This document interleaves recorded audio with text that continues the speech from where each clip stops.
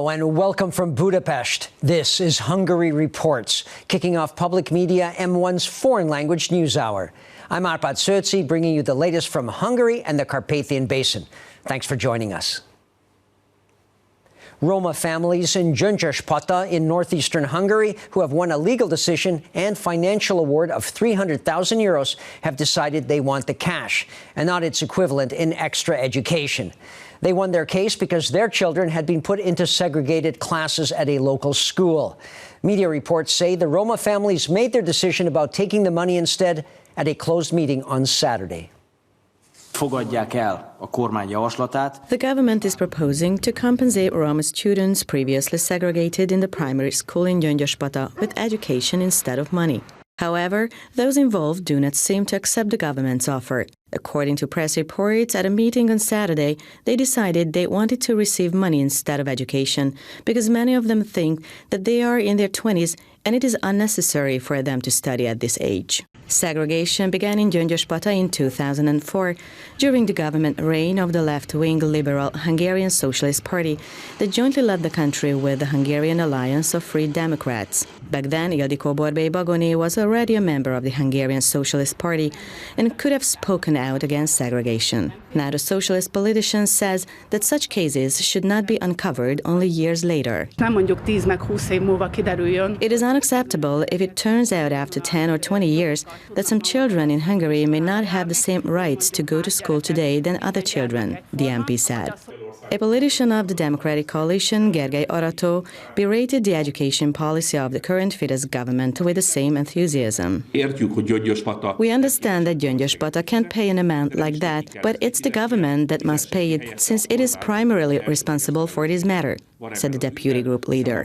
However, between 2004 and 2010, Gergely Arató would also have had the opportunity to take action against Roma segregation, since the politician was the state secretary of the Ministry of Education during this period.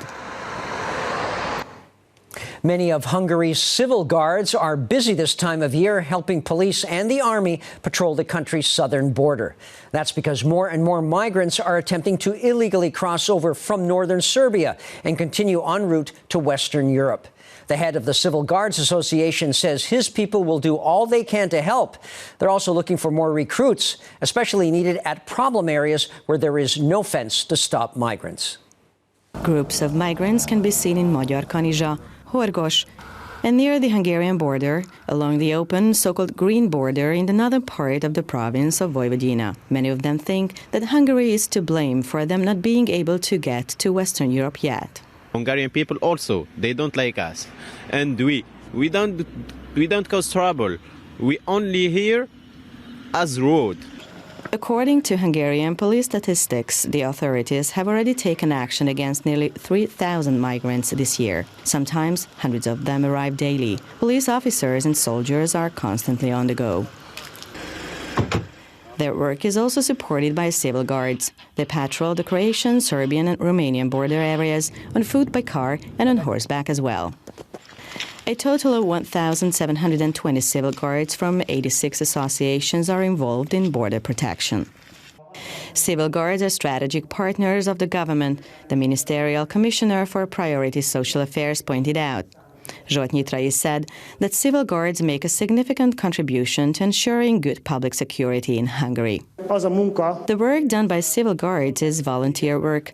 They do it at the expense of their leisure time, and they carry out a very important community task. We can also say that the civil guard means modern patriotism, the Ministerial Commissioner said.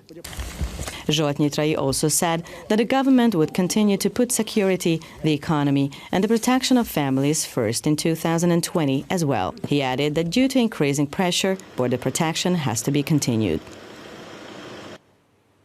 Electric utility workers were racing to re-establish power after centimeters of ice and frost collapsed power lines on utility poles. The wintry view from afar might look cozy, but inside people's homes, it's anything but, as there are more than 20,000 households in Hungary without electricity now. And the deep freeze isn't expected to go away soon, especially in the east and northeast of the country. Snapped branches and cut power lines. This is how streets in Kecskemét and its surroundings look like. High-voltage power lines buckled under the weight of frost and ice. Thousands went without electricity in their homes. There were some apartments where they've been without electricity for days now. For example, this family in Kecskemét has been without power since Sunday morning, which means they're also without heating. We've had electricity on Friday night, but come Saturday around 10ish, the power went out and we haven't been able to get it back ever since, this woman explained. This is exactly why the parents decided to take their children to their grandparents, so that they can bathe in hot water. It wasn't just Kecskemét where they had problems due to cut power lines, but in settlements such as Kiskunfélegyháza and other parts of Bács-Kiskun County as well. Repairmen are at work 24/7. They've already replaced more than 10,000 meters worth of cables. Their job is made even harder by the fact that the frost and ice doesn't melt during the day either, which means the ice just keeps getting thicker, which increases the risk of more collapsed power lines. Once again, an annual skating event was a big success. Saturday saw the Night of Ice Rinks at more than 30 locations nationwide, where not only could you put on your blades and skate to your heart's content and even play hockey. Depending where you were, you could also enjoy concerts, competitions, or games. The Night of Ice Rinks kicked off in Tat with an ice hockey match. This 11-year-old boy was cheering on Esztergom's Tat Tigers team. I'm in the under-12 category, playing defense on the team. According to my coach, I'm the best, the little boy explained. Onshore skaters were helped along by a penguin in Híradó. The outdoor ice rink here was full as well. It's very cool to skate at night. We used to do this as kids at a lake. It was great fun, but rather dangerous, this man explained. There were some who choose skating instead of partying on Saturday night. I started skating about a month ago and I've come to enjoy it a lot. The ice skating rink is here and gives an opportunity to get out and not just sit in front of the computer, Attila Kovács said. The famous Baroque-style Esterházy castle also had an ice skating rink built there where those attending could skate until midnight. I love skating and the great atmosphere, the skater said. A record was also broken. In Papa, more people skated that night than during the entire season. More than 8,000 people decided to skate this year.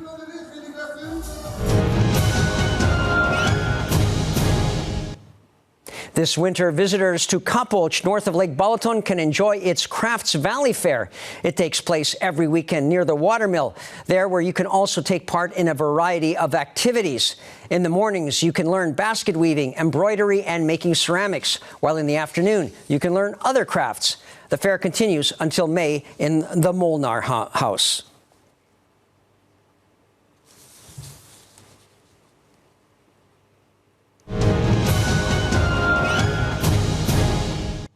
And that's all for now, but you can see Hungary reports in repeats and on the internet, and we're back live after the next Hungarian news at 11 p.m. Central European Time. Please stay tuned if you can for our new shows in German, Russian, and Chinese. Thanks very much for watching, and minden jót!